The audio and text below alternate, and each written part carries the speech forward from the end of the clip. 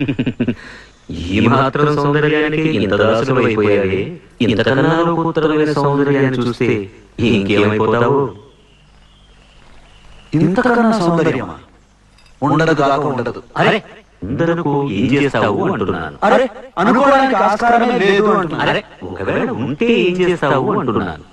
ఇంతకన్నా ఆనందప్రదమై, ఆద్యంత రహితమై, అనంతమై, నా హృదయమంతా నిండి నన్ను తనలో నింపుకునే సౌందర్యమే ఉంటే అరే ఉండదయ్యా స్వామి. అరే ఉంటే ఏం చేస్తావయ్యా? ఆ సౌందర్యానికే దాసోహం అంటారు. అయితే చూపిస్తాను. చూస్తాను.